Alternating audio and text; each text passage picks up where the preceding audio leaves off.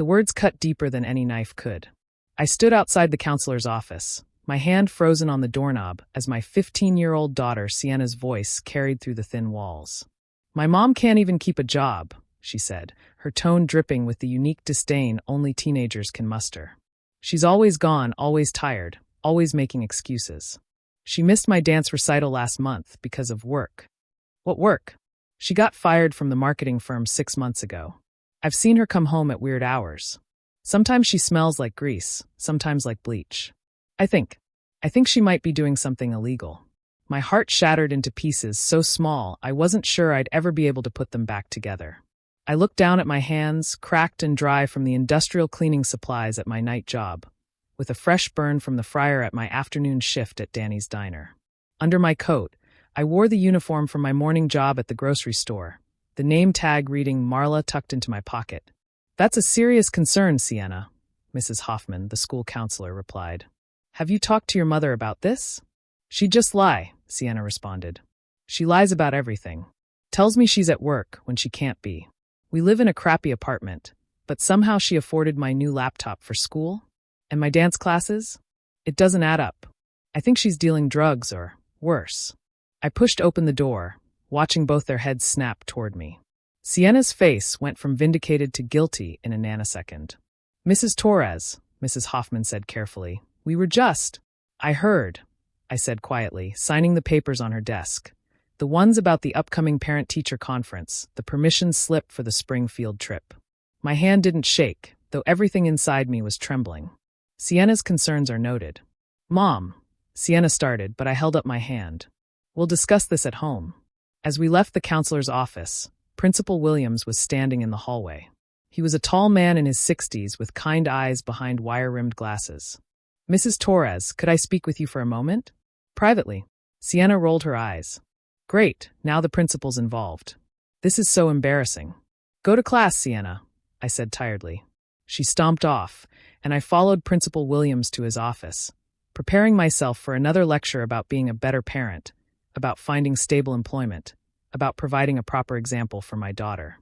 Instead, he closed the door and said quietly, "The lunch program funding came through again this month. Right on time, as always." I froze. "I don't know what you're talking about."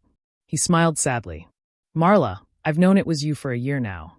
The anonymous donations that keep our lunch program running? They started exactly 1 week after you attended that PDA meeting where we discussed having to cut it. The amounts vary slightly, but they always cover exactly what we need to feed the kids who can't afford lunch." My legs gave out, and I sank into the chair across from his desk. "How?" "The donation system isn't as anonymous as you think when you pay in cash at the same ATM every month. The bank manager is my brother-in-law.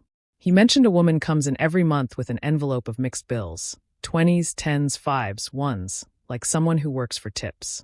He was worried it might be something illegal, so he asked me to look into it quietly." Tears burned my eyes. "Please don't tell anyone." "I would never," he said firmly. "But Marla, what you're doing to yourself? 3 jobs? I've seen you at the grocery store at 6 a.m., at Danny's diner at 2 p.m., and Janet from my church mentioned you're on the night cleaning crew at the medical center. When do you sleep?" "When Sienna's at school," I admitted. 4 hours, usually. Sometimes 5. "Why?" he asked gently. "Why push yourself this hard?" I laughed bitterly. "You heard my daughter. I'm a failure. A single mom who can't keep a real job. And she's right, I did get fired from the marketing firm. My degree is worthless now because I've been out of the field too long. But those kids, Principal Williams, I grew up hungry. I know what it's like to pretend you're not hungry while watching other kids eat. I know the shame of being the free lunch kid. When you said you'd have to cut the program, you decided to fund it yourself. Just the gap," I corrected. "The $3,000 a month you needed to keep it running for the 200 kids who qualified. It's about what I make at the diner and the cleaning job combined, after I pay for our rent and basics with the grocery store job." He pulled out his phone and showed me a photo. It was from last week's basketball game. Sienna in the stands with her friends, laughing. "You know what I see when I look at your daughter? A girl who hates her mother?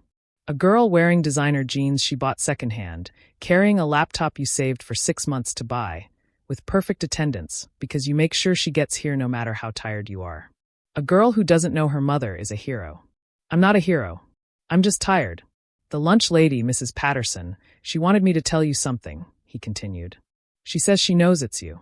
Says she can tell by the way you look at the kids in the lunch line when you volunteer for school events. She wanted you to know that Marcus Bradley, you remember him? I nodded.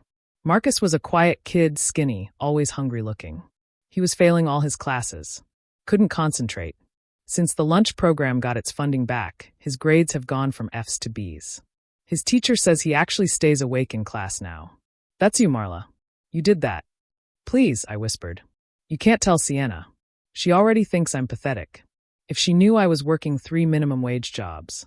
She should know her mother is sacrificing everything to feed hungry children. She's 15. She'd be mortified. Her friends would mock her. You know how cruel teenagers can be. He sighed. What about reducing your load? We could start a fundraiser. No. No charity. These families have enough shame. The program needs to seem like it's fully funded by the school.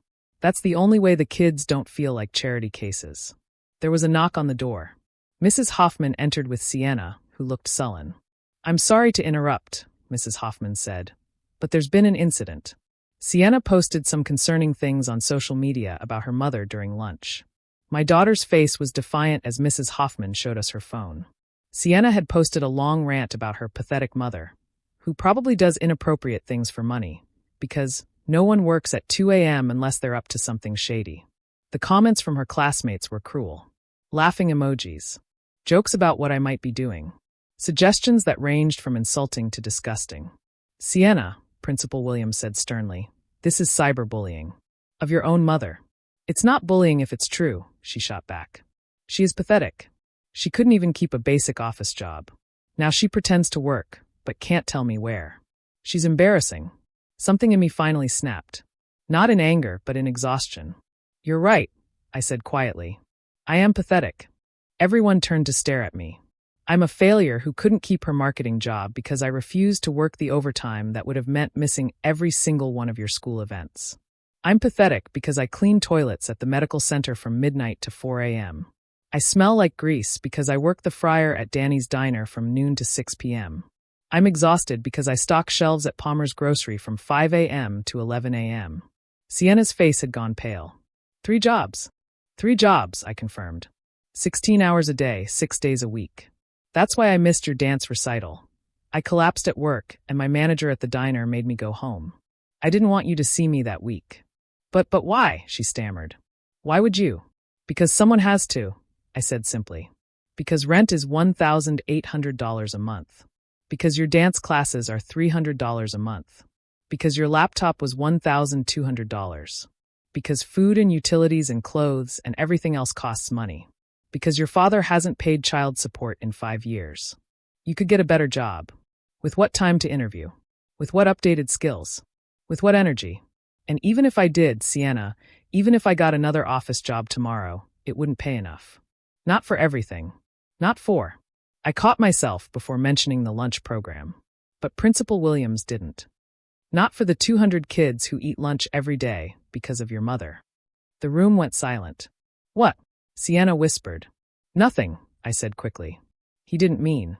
Your mother, Principal Williams said firmly, ignoring my pleading look, has been anonymously funding this school's lunch program for 2 years. $3,000 a month. Every month. That's why she works 3 jobs. That's why she's exhausted. That's why she can't tell you where all the money goes. Sienna stared at me. You pay for the free lunches? Someone has to, I repeated. Those kids are hungry. Hungry kids can't learn. They can't become doctors or teachers or artists. They can't become anything if they're focused on empty stomachs. But that's $36,000 a year. Yes. That's more than most people make at 1 job. Yes. And you make it at 3 jobs just to give it away? They're children, Sienna. Hungry children. In our community. At your school. She was crying now, ugly tears that smeared her carefully applied mascara. I called you pathetic. I told everyone you were. Oh God, Mom, I'm so sorry. You didn't know. But I should have trusted you. I should have known you had a reason. Instead, I assumed the worst. I posted those horrible things. Everyone at school thinks. Everyone at school, Mrs. Hoffman interjected quietly, is about to learn what a real hero looks like. She held up her phone, showing a new post on the school's official social media page. It was a photo of the lunchroom, filled with students eating. The caption read, "For 2 years, an anonymous donor has ensured no child at Jefferson High goes hungry." Today, we learned that donor is Marla Torres, who works 96 hours a week at 3 jobs to fund our lunch program. She didn't want recognition. She didn't want thanks. She just wanted our kids fed. This is what love looks like. The post already had hundreds of reactions. Comments were pouring in from parents, students, teachers. Marcus Bradley's mother had commented, "My son is succeeding because of you. Thank you." Other comments followed. "My daughter no longer has headaches from hunger. My son can focus in class now. You saved our family's dignity when we couldn't afford lunches. Hero. Angel. This is what a real mother looks like." Sienna was sobbing now, refreshing the comments. Her own post had been deleted, but screenshots were circulating with new context. Her friends weren't laughing anymore. They were defending me, calling Sienna out for not seeing what was right in front of her. "Mom," she whispered. "Mom, I'm so sorry. I'm so sorry." I pulled her into my arms, feeling her shake against me. "It's okay, baby. It's not okay. I was horrible. I was cruel. You were a teenager who didn't have all the information. You let me think you were a failure rather than tell me you were feeding hundreds of kids. Your opinion of me mattered less than those kids eating." She pulled back, staring at me with red-rimmed eyes. "How could you say that? Because I know you love me, even when you're angry. Even when you're embarrassed. But those kids, they just need food. They need someone to care without judgment, without conditions, without making them feel small." Principal Williams cleared his throat. "Mrs. Torres, I'm calling an emergency school board meeting. We're going to find a way to properly fund this program so you can stop killing yourself. This community won't let you carry this alone anymore. But, no arguments. Mrs. Hoffman, please excuse Sienna from her remaining classes. I think she and her mother need some time." As we walked out of the school, Sienna held my hand for the first time in 2 years. Students and teachers stopped to stare, some applauding, some crying, some just nodding respectfully. Marcus Bradley broke away from his friends and ran up to us. "Mrs. Torres? I just wanted to say, thank you. I don't know if you remember, but last year I was really struggling. The lunches, they saved me. My mom works 2 jobs and couldn't add lunch money to the budget. You made it possible for me to eat without shame. I got into college last week. Full scholarship. That wouldn't have happened if I'd been hungry every day." After he left, Sienna looked at me with wonder. "You changed his life. Food changed his life. I just paid for it. With your life. Mom, you gave up your life for these kids." "No," I corrected gently. "This is my life. Helping. Making a difference. Being useful. Your dad left because he said I'd never amount to anything. Maybe he was right about my career, but I amount to something for these kids." That night, Sienna made dinner while I dozed on the couch. The first time I'd slept before midnight in months. She woke me gently, presenting a simple pasta dish with a side salad. "I posted something new," she said nervously, showing me her phone. It was a photo of me, asleep on the couch, still in my grocery store uniform. The caption read, "This is my mom. She works 96 hours a week. Not because she's a failure, but because she's feeding 200 kids at my school." I called her pathetic today. The only pathetic one is me, for not seeing that my mother is a superhero disguised as a tired woman in a minimum wage uniform. "Mom, I promise to be worthy of your sacrifice. I love you." The comments were kinder this time. Supportive. Her friends sharing stories of their own parents' struggles and sacrifices. A week later, the school board meeting was packed. The news had picked up the story. Local mom works 3 jobs to feed hungry students. Donations poured in. The school district approved full funding for all meal programs across 7 schools. I tried to refuse the recognition, but the community wouldn't let me hide anymore. Local businesses offered me better-paying jobs. A marketing firm reached out, wanting someone with proven dedication and character. But the best part was Sienna. She started volunteering at the lunch program. She tutored younger students. She organized fundraisers for other schools' meal programs. She became an advocate for childhood hunger programs. 6 months later, at her school's award ceremony, she received the Community Service Award. In her speech, she said, "I used to think success meant fancy jobs and big houses. My mom taught me that success means no child in your community goes to bed hungry. She taught me that heroes don't wear capes. Sometimes they wear name tags and hairnets and come home too tired to take off their shoes.